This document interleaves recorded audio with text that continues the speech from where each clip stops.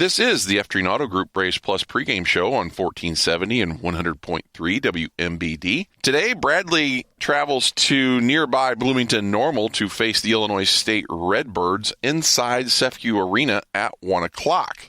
Good afternoon, everyone. I'm your host, Chad Klein, and today I start a new conversation with President Jim Shadid of Bradley University. Today's conversation will focus on him growing up in Peoria and his time at Bradley University as a baseball player. All that and more on the F-Treen Auto Group Braves Plus pregame show on 1470 and 100.3 WMBD. We're back on the F-Treen Auto Group Braves Plus pregame show on 1470 and 100.3. I'm talking to Jim Shadid. We were talking before the break about your radio career a little bit. It's ironic. You thought that you would go into broadcasting possibly after a long baseball career. Right. Amazing how your path changed. Changed dramatically. So before we get to that, you played baseball for Bradley. Mm-hmm. When did you know you were good enough to play college baseball? I think my freshman year, I didn't play a lot. Got to play some.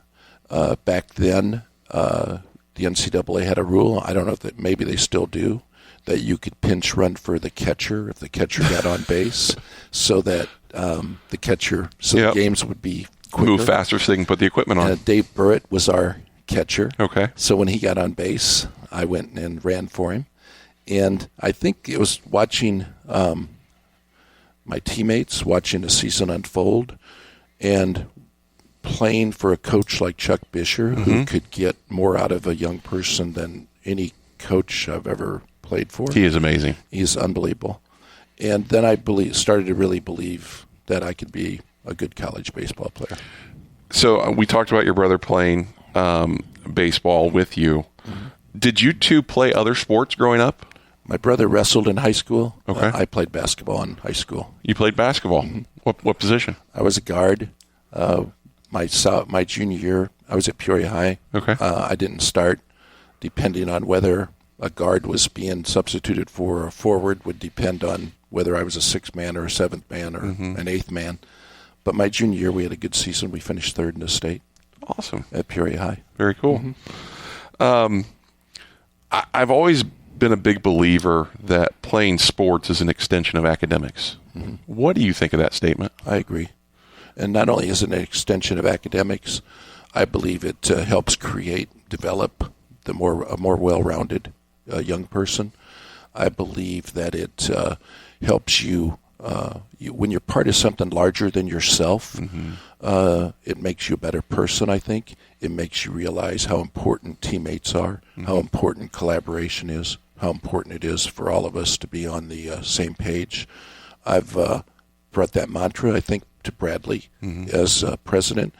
I've been saying one Bradley, and that one Bradley comes from, and the story is, my freshman year in baseball, when we were getting ready to go on our first spring trip, well, our only spring trip then. Coach Bisher was handing out uniforms, and he made a point to hold one up and say that the name on our jersey was Bradley. He turned around the back, didn't say Shadid, didn't say Smith, didn't say Jones. Bradley, one Bradley. That's how we were to conduct ourselves. That's what we were to keep in mind, to remember. That's always stayed with me. So I'm going to go off on a little sidebar here. Go ahead. One Bradley, it makes it difficult in sports nowadays the way college athletics has been set up. Mm-hmm. I wouldn't plan on going into this conversation, but it's interesting you talk about one Bradley. Mm-hmm. You know, with NIL, with transfer portal, it's hard to keep players. It's hard to keep players, and not just in basketball. Any sport. In any sport. Because no one is immune. Nobody's immune. Different schools are known for different sports. Yeah. So I think under the one Bradley, as far as athletics here, Coach Wardle and our other coaches do a nice job of integrating the players into the campus, integrating the players into the Bradley culture, but knowing full well that they may very well leave. But you are correct. He has been successful in keeping most of his players most of the time for a good portion of their career. Correct. The other thing about being a student athlete, as it applies to academics, on this campus, our student athletes' grade point averages are as good or better than the rest of the student body. The retention rate, other than maybe the portal now, the retention rate, if they stay here, is high.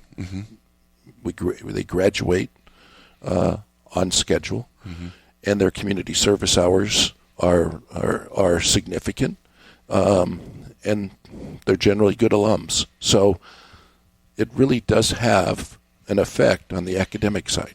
Oh, there's no question. I can speak of that from my own experience. Yeah. I mean, I wouldn't be doing what I'm doing today if I didn't enjoy the experience at Bradley, both academically and obviously on the athletic side. What was your academics?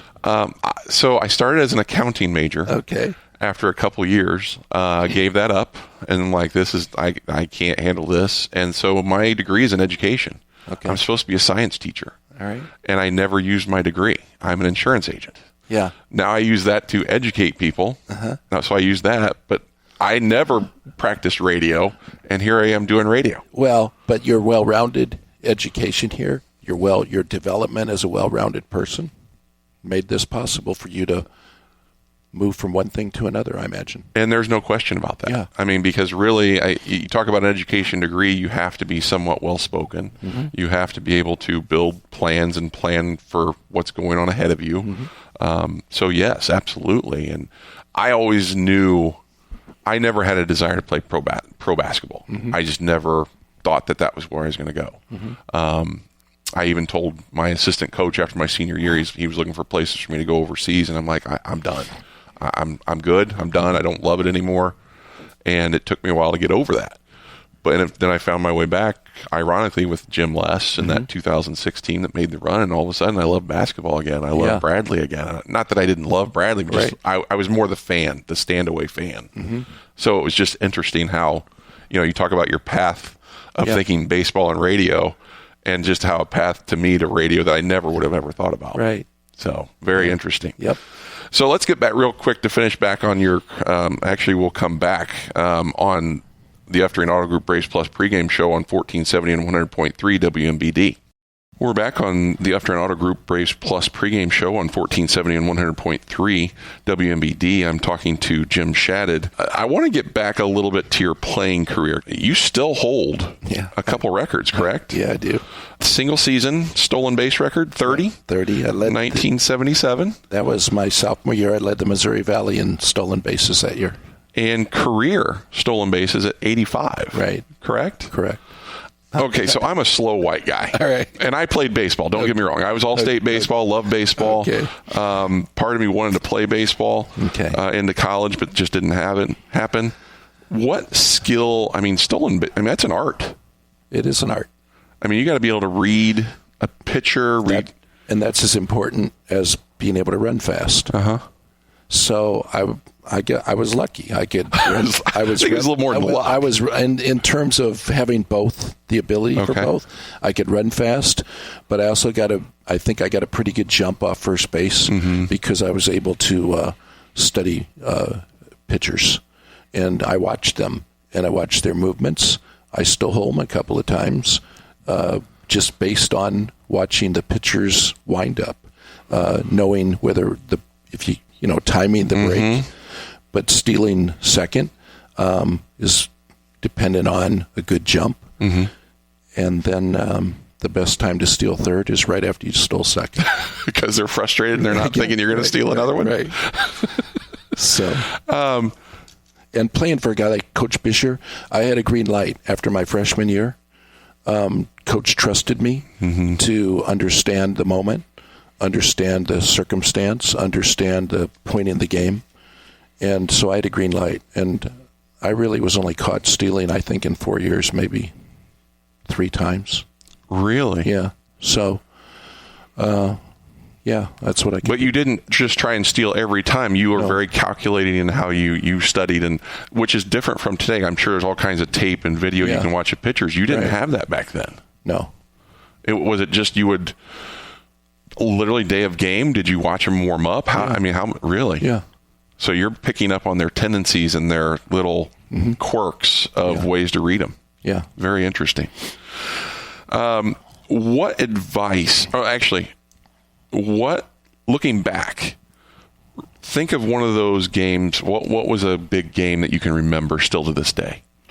Well, I can remember, actually, I'll give 3 examples. Okay. First, I was a freshman. I wasn't playing much. We went to Tulane. They have a beautiful ballpark. It was a 9-inning, 2-1 game. I sat on the bench the whole game and thought, man, this is the greatest thing in the world here. I'm in a Bradley baseball uniform, and I just watched a 2-1, 9-inning game between 2 very good baseball teams and thought, this is unbelievable.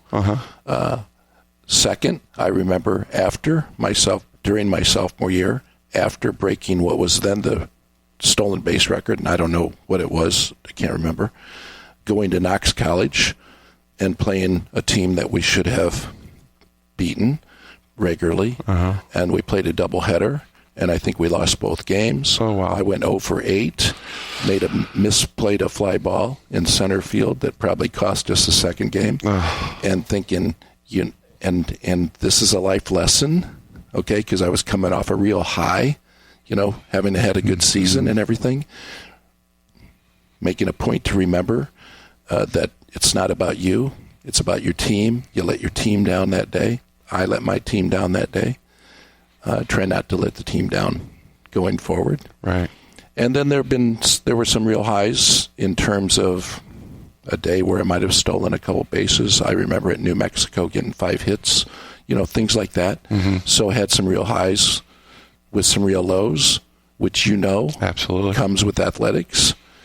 And then you find out, I think, your mental or emotional disciplines. Yeah. Controlling those emotions. Yeah.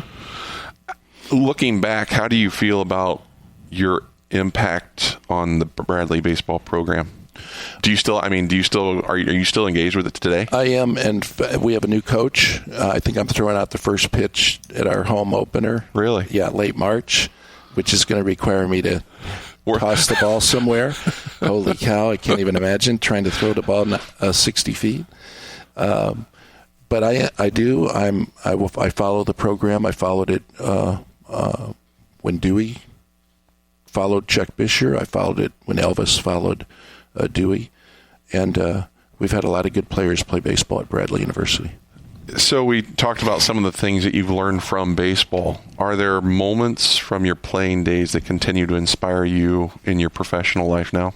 Yeah, I think probably every day in some form, right? And bringing people together, working together, getting people on the same page, being a teammate. We can't move Bradley forward here if everybody's siloed or everybody's you can't do it by yourself. Looking out for their own playground or looking out for their own turf. Or everybody has to be working towards a common goal. Awesome. And then lastly, when we're kind of going to move on from your baseball career here, what advice would you give current student athletes at Bradley, not just baseball, in any sport? I would advise them to enjoy the process, enjoy the moment. I don't think I did that as well as I would, in hindsight, could have. I loved playing. I was really hard on myself. Sometimes being hard on yourself screws the rest of the day up for you if you does. Maybe in your case miss your first couple of shots, then start to get frustrated. In my case, going 0 for 2 or 0 for 3 and ruining and thinking the day was ruined, but you're losing sight of your team when you do that. And so my advice would be enjoy the process, be a teammate. Remember that it's bigger than you are. We're talking to Jim Shadid, president of Bradley University, on the F-Train Auto Group Braves Plus pregame show on 1470 and 100.3 WMBD. This is the F-Train Auto Group Braves Plus pregame show on 1470 and 100.3 WMBD. I'm talking to Jim Shadid. So we've been talking about your baseball career, your Bradley experience. So let's move on now to your legal career. Okay. You said you took some political science for your major at Bradley. You talked about your dad and his role in kind of wanting to be into law. Mm-hmm. Can you speak to that a little more? Yeah, and I think I started seriously thinking about it the year I played in the minor leagues after Bradley. I played in the Giants organization for a year, and I could see that A lot of the young people were in the minor leagues for a long time. I had a college education. I didn't need to stay in the minor leagues for a long time. I didn't see a path where I was going to be where I wanted to be, which is Major League Baseball. So I applied to law schools, got accepted to John Marshall Law School in Chicago, went there, and ends up, I think, pretty good decision. Which is now UIC. UIC, University of Illinois, Chicago. So you did private practice from 1983 to 2001 here in Peoria? In Peoria. Any interesting stories you can remember or talk about? In Peoria County, you can have a private practice and still have a public defender life. The public defenders are not. I think it's changed now, but at the time was kind of independent contractors. So I was assigned a felony courtroom as a public defender as part of my private practice. And so I guess I'll tell one story, because the criminal courts, you can't make up these things. One person that I was assigned to was charged with theft from what was then, I think, Kmart. And the facts were that this young person, I'm actually not sure how young he was, but this person went to Kmart, stole a pair of tennis shoes, got home and realized he had stolen the wrong size. Tell me he didn't go back. Yes, he went back. Oh, no. He went back to customer service to return. And the police were there interviewing the person in customer service on getting an identification. And the person said, this really sounds crazy, but I think it's this guy here that's coming back to return. Turns out it was. So not much of a defense left for him. But I'll just leave. That'll be the only story I'll tell. Okay. So that's a pretty good one. It's good. Help on aisle 4. So you obviously defended people as an attorney. Yeah. What were you pulled towards being a judge? Was it just a natural progression? It felt natural to me because I spent so much time in a courtroom. And there's nothing like a courtroom, on your feet, thinking on your feet, having to be prepared and not knowing which way the next question might take, where the next question might take you, or where the next. So it felt natural to be a judge. I never thought I could be a judge. I was happy to be a lawyer. And then an opportunity came up in the state court in 2001, and I ended up with the job. Was there for 10 years, and an opportunity arose in the federal system, and I applied, and President Obama nominated me, and I was unanimously confirmed by the United States Senate. And I would say, if anybody's following the world today, there aren't any unanimous confirmations. So I had I understood a courtroom. I felt that helped me be a decent judge. Is there scales of justice? You're innocent until proven guilty. It brings up an interesting question. So as an attorney, you're defending one side, right? How hard was it to transition to just being more of the you're kind of the overseer and director of things, right? Yeah. So as an attorney, you're an advocate. As a judge, you're an impartial arbiter. And having spent so much time in a courtroom, and having I was a judge. I became a judge with the same mindset as a lawyer, not being an advocate, but I wanted the lawyers to win or lose their cases. I just want to keep the playing field level for both sides. The facts and the law will play it out, but I didn't interfere with lawyers' ability to try cases. So we maybe touched on this a little bit, but what are some of the differences of being an attorney versus a judge? Well, going to the bench, you got to keep your mouth shut. You're not an advocate. You're there to protect the rights of all the parties, and that means keeping the playing field level, having a jury of independent and open-minded people selected, whereas lawyers, when you're selecting a jury, I would say that maybe they say they want open-minded jurors, but generally they want jurors to see it their way. Yeah, absolutely. Yeah. How hard is it as a judge, knowing that an attorney is going sideways and you want to help them, but you can't?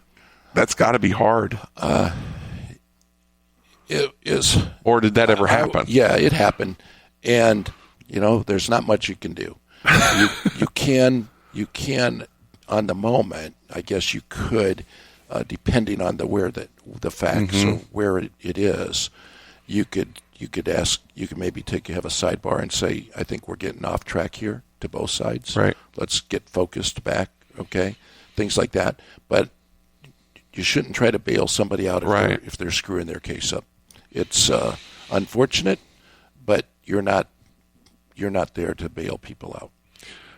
Can you talk about any of your cases that you presided over as a judge? Sure. One of the most interesting, at least. I think the one that got the most attention was in the federal system, where a graduate student from Illinois, his name was Brent Christensen, kidnapped, sexually assaulted, dismembered, and disposed of the body of a visiting Chinese scholar at the University of Illinois. It got worldwide attention. It got national attention. 2020 did a documentary on it. The Chinese government sent representatives to the trial. It was the government sought the death penalty. It was a federal court case. Managing that required a lot of focus. Unreal. Yeah. It's hard to move away from this, but we'll be back on the Uftreen Auto Group Braves Plus pregame show on 1470 and 100.3 WMBD. It's the Uftreen Auto Group Braves Plus pregame show on 1470 and 100.3 WMBD. Last time out, Bradley played at Evansville. You will recall that when Evansville came to Peoria, Evansville got off to a quick start and led for a majority of the game before Bradley took over late. The game in Evansville was similar to the first, but the main characters for Evansville were different. In that Leif Muller got 26 points in this game, and Bryce Wienert got 20. The guards were dominant for Evansville.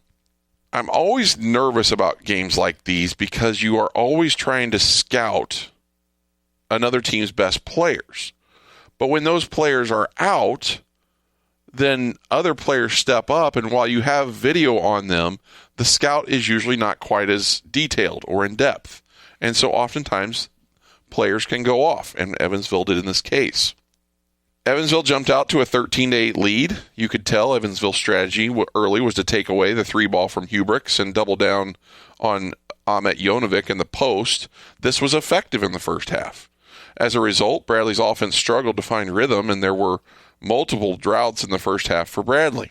On the other end, Evansville did a nice job with their offense playing one-on-one isolation basketball. By the time Bradley's defense started figuring things out, they were down 13, 28-15 with 8:01 to play in the first half.